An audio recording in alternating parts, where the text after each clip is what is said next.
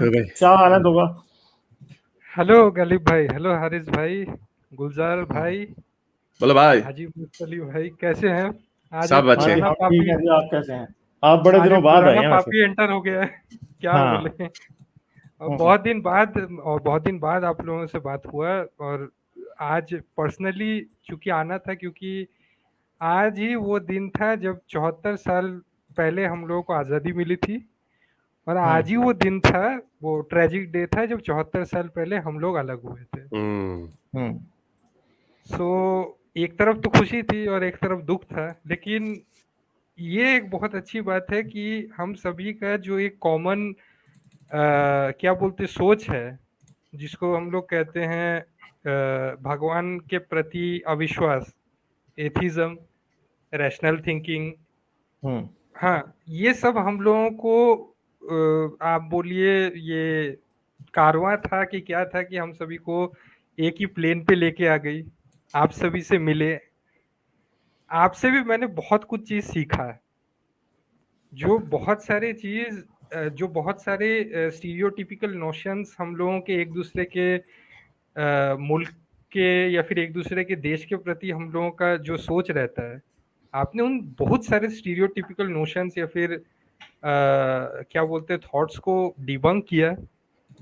और इसके लिए मैं आप सभी का तहे दिल से मैं शुक्रगुजार हूँ। चलें जी, आपका बहुत बहुत शुक्रिया। आपका बहुत शुक्रिया। और जो खास बात जो ये है कि मैं भी ये सोच रहा था, मैंने कोई मीम देखा था कहीं पे जिसमें किसी पंडित का या किसी सैफरॉन वाले बंदे का दिखाया कि वो जफ्फी डाल रहा है कायदे आजम मोहम्मद अली जिन्ना के साथ। उसका थीम ये था कि ये जो हिंदू राष्ट्र वाले लोग हैं, ये तो टू नेशन थ्योरी पे मानते हैं। ये तो यही टू नेशन थ्योरी को मान रहे हैं ना, जो कह रहे हैं कि हम हिंदुस्तान है, हम सुप्रीम है, हमने इसको हिंदू राष्ट्र बनाना है। वो चाहे जितनी मर्जी छलांगे मार ले कि उस हिंदू राष्ट्र में सारे लोग इक्वल होंगे वगैरह वगैरह। कोई वो पाकिस्तान भी यही कहता है, कायदे आजम ने भी यही कहा था इस्लामिक रिपब्लिक पाकिस्तान में आप आजाद हैं अपने अपने मंदिरों में जाने के लिए। तो क्या बना उसका? क्योंकि जब आपने इस्लामिक घुसा दिया वर्ड, तो आपको एक सेंस ऑफ सुपीरियोरिटी मिल गई जो आपकी मेजोरिटी है। उसी तरह ये लोग जो 80% हैं, जो हिंदू राष्ट्र 80 सारे ऑब्वियसली ऐसे नहीं है, लेकिन हिंदू पॉपुलेशन 80% है, जिसको ये कुछ लोग, कुछ नहीं बल्कि वो नंबर जोर पकड़ता जा रहा है। उस नफरत को हम देख रहे हैं, हमें एहसास हो रहा है कि नफरत किस तरह, नारे लग रहे हैं, मुल्ले मारे जाएंगे, जय श्री राम बोलना होगा, हिंदुस्तान में रहना होगा। तो इस तरह की बातें किसी भी बच्चे को, अभी एक कल वीडियो आई थी, उस लड़के को मार रहे थे, उसकी बेटी उसको बच्ची उसको रोक रही थी। किसी जालिम इंसान के दिल में ये नहीं आया, छोड़ दो मुसलमान है हिंदू है, कि एक उस बच्ची को जो अपने बाप को बचाने की कोशिश कर रही है। ये नफरतें फैलाई जा रही हैं आपकी तरफ, अब फैलाई जा रही हैं। हमारी तरफ ये फैलाई जा चुकी थी। हमारी तरफ जब ये फैलाई गई थी, उसका नतीजा आप देख लें कि क्या निकला। लेकिन आप लोगों को ये जो, और ये 15 अगस्त के हवाले से मैं कहूंगा, अगर आपने इंडिया की जो सक्सेस थी, इंडिया की जो वजह थी, वो यही थी कि वो एक सेकुलर कंट्री था। आपके फाउंडिंग फादर्स जो, जिनको अब ये गालियां देते हैं, जिनको ये तरह तरह के जुमले कसते हैं, वो समझते थे इस बात को।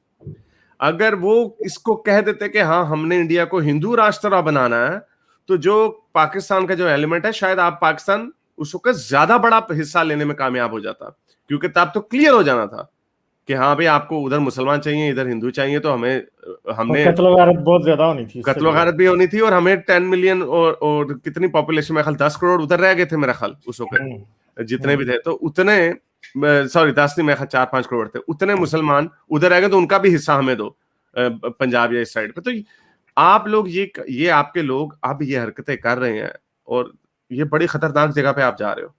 हम तो पाकिस्तान को सेकुलर करने की कोशिश कर रहे हैं, शायद हमारी उम्र बीत जाए, शायद हम मर खप जाए, लेकिन हम कोशिश कर रहे हैं, एक सोच को बेदार कर रहे हैं और अपनी जानों को खतरे में डाल रहे हैं।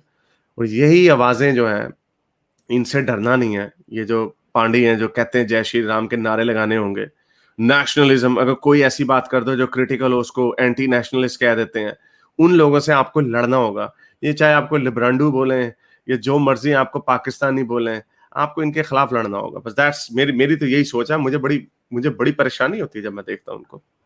दूसरी बात ये भी याद रखें कि अगर पाकिस्तान और इंडिया टूटे थे ना, एक वक्त में हिंदुस्तान टूटा था, यकीन करें दोबारा दोस्ती तभी होगी जब हमारी तरफ भी लोग ये मजहब को साइड पे उतार के फेंक देंगे और आपकी तरफ भी लोग इसको उतार के साइड पे फेंक देंगे, इसे कहेंगे कि भाई दफा हो जाओ, पॉलिटिक्स में आपका कोई हाथ नहीं है। जिस दिन ये हो जाएगा उस दिन पाकिस्तान और इंडिया चाहे एक मुल्क दोबारा बने या ना बने, They लोगों will की be all in there. पहचान दोबारा एक ही हो जाएगी।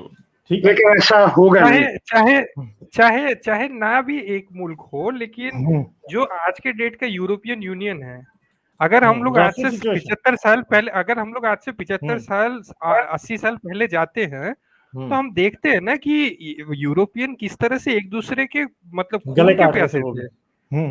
जर्मन्स इटालियंस के साथ मिलके फ्रेंच के गले काट रहे थे, ब्रिटिश के गले काट रहे थे, या फिर ये क्या बोलते हैं, हर जगह कत्लेआम जो वर्ल्ड वॉर 2 के वक्त हुआ था। तो अगर इतने ज्यादा मतलब कत्लेआम के बाद भी आज के डेट में अगर यूरोपियन यूनियन में आप फ्री मूवमेंट या फिर फ्री ये कर सकते हैं, तो हम लोग तो प्रैक्टिकली, अगर कोई बोलते हैं तो प्रैक्टिकली हम लोग सेम रेस के ही हैं। हाँ, भले ही हम लोगों ने पूजा की पद्धति बदली है, लेकिन रहन सहन बोलिए, भाषा बोलिए, या फिर हम लोगों के छोटी मोटी आदतें बोलिए, ये इसमें कुछ ज्यादा फर्क है नहीं, अगर आप मजहब को या फिर ये हटा दीजिए तो एक तरह से तो मैं मानता हूँ कि ये एक यूटोपियन सोच है कि हम दोनों के बहुत सारे लोग शायद बहुत जल्दी मजहब को त्याग देंगे फॉर द सिंगल रीजन कि हम लोग को पीस चाहिए। लेकिन अगर ऐसा होता है हम लोग के जीवन काल में, अगर हम लोग के लाइफ स्पैन में अगर ये चीज होती है, तो जिसको बोलते हैं कि अपने अंदर से हम लोग इस बात के लिए सेटिस्फाइड रहेंगे कि शायद जो बात हम लोग अभी कर रहे हैं, शायद जो बात हम लोग अभी इन सब चीजों के बारे में कर रहे हैं, भले ही बहुत लोग हमसे मतलब अग्री ना करें, लेकिन कुछ रैशनल थिंकर्स या फिर कुछ लोग जो थक चुके हैं इस वार से या फिर ये, तो यही करके अगर आप मतलब एक दूसरे के साथ अगर रहना सीख जाए, तो that would be a success story for us, and that would be the success story for the entire subcontinent. लेकिन that's what my sorry to cut you off, but we have many issues. अगर आप देखते हैं ना तो बहुत ज्यादा issues हैं। सबसे जो आम आवाम है ना, वो बड़े आराम से एक दूसरे के साथ रह सकते हैं, क्योंकि हम ये अमेरिका में देखते हैं, ये दूसरे मुल्कों में देखते हैं कि लोगों में काफी सलूक है। मतलब कि मेरे खासे लोग जो हैं वो अपना इंडियन दोस्त हैं, इंडियन लोगों के आगे खासे दोस्त पाकिस्तानी है, जिनके साथ वो उठते बैठते हैं, खाना खाते हैं, उनको ऐसा कोई प्रॉब्लम नहीं। आम आवाम को ऐसा कोई प्रॉब्लम नहीं एक दूसरे के साथ रहने से, उनका कोई इतना बहुत बड़ा मसला इशू नहीं है। असल में जो हमारे पास जो सबसे बड़ा प्रॉब्लम है, इसमें एक ग्रोह जो है उसकी रोजी रोटी लगी हुई है हमें आपस में लड़ाने के। ठीक है ना, वो हाँ जी, this is all about money. I mean एक तरफ तो पॉलिटिक्स है, चलो ठीक है आप पॉलिटिक्स भी लड़ा सकते हैं, लेकिन जो मनी प्रॉब्लम इशू है वो सबसे बड़ा इशू है। जिस तरह पाकिस्तान में है, पाकिस्तान में अपना फौजी हैं, आप आई डोंट नो कि मुझे ये बात करनी चाहिए या नहीं करनी चाहिए, उनकी रोजी रोटी लगी हुई है। वो पाकिस्तान का बेशतर बजट जो है वो क्या नाम है इसका खा जाते हैं अपनी, क्या नाम है इसका, उसमें डिफेंस बजट, ठीक है, उसमें एजुकेशन को आप ले लीजिए, कोई किसी किस्म का भी बजट ले लीजिए, जो फौज का दिखाते वो आपको 18-19% का, लेकिन जब आप उसको जमा तफरीक करते हैं तो वो तकरीबन 70% बन जाता है, वन वे दी अदर। एक कैप्टन जो है उसके 4-4, 5-5 अर्दली हैं, उसके बूट पॉलिश किए जाते हैं, उसकी अपना जो वर्दी के ऊपर सितारे लगे हुए हैं, उनको शायद पॉलिश करने वाला अलग है। ठीक है ना, टिपिकल फ्यूडलिस्टिक माइंडसेट जिसको कहते हैं। राइट, ये एक ऐसा मसला है। कश्मीर का मसला अब तक क्यों नहीं हल हुआ है? वो इसलिए नहीं कि अगर कश्मीर का मसला हल हो जाएगा तो उनकी रोजी रोटी बंद हो जाएगी। I mean why we gonna need army for? ठीक है ना? हाँ जी। तो इसी तरह इंडिया में है जो पॉलिटिकल लोग हैं, क्या नाम है, वहाँ के जो इसको इंस्टिगेट करते हैं, जिसमें मोदी साहब ने बड़ा आके क्या कहते हैं उसको अपना जलती बतेल का काम किया, और वो इस इशू को लेके वो अपना आराम से अपनी सियासत चमका रहे हैं। सो ये जो तबके हैं, जो ऊपर वाले जो तबके हैं, जिनकी रोजी रोटी इनके साथ लगी हुई है या जिनका अपना इक़्तिदार में रहना इनके साथ लगा हुआ है, ये लोग मतलब कि इट्स नॉट गोना हैपन। आम आदमी को आप जहां भी इकट्ठा कर लें, वो आराम से एक दूसरे के साथ खड़े हो जाते हैं। हाँ जी, यहाँ पे इंडियन स्टोर्स में पाकिस्तानी जा रहे हैं, पाकिस्तानी स्टोर्स में इंडियन लोग जा रहे हैं। जो नए नए पाकिस्तानी आते हैं अब दूसरे मुल्कों में, वो थोड़ा सा वो होते हैं, मतलब कि क्या कहते हैं उसको, they don't want to go in कि जी वो इंडियन का स्टोर है। लेकिन स्लोली स्लोली दे लर्न। हाँ जी, slowly slowly they are the first one to go in there. So ये मेरे ख्याल में ये जो मसला है, ये बहुत ऊपर वाला मसला है। जो ऊपर के लोग, जो एलीट लोग हैं, they need to come to अपना grips to know what to do with it. I agree. And अगर मतलब बिजनेस पॉइंट ऑफ व्यू या फिर इकोनॉमिक पॉइंट ऑफ व्यू से देखा जाए तो we could be very beneficial to each other. भाई हम एक दूसरे का खून है, हम एक हाँ, दूसरे का खून है, हमारी सेम जातें हैं। जो जातें इंडिया में हैं वही जातें क्या नाम है इसका पाकिस्तान में है। मतलब कि we are from same blood. हम सिर्फ एक किसी की 2 पुश्त, किसी की 3 पुश्त पहले या 4 पुश्त पहले, जनरेशन पहले वो हिंदू थे या वो मुसलमान थे।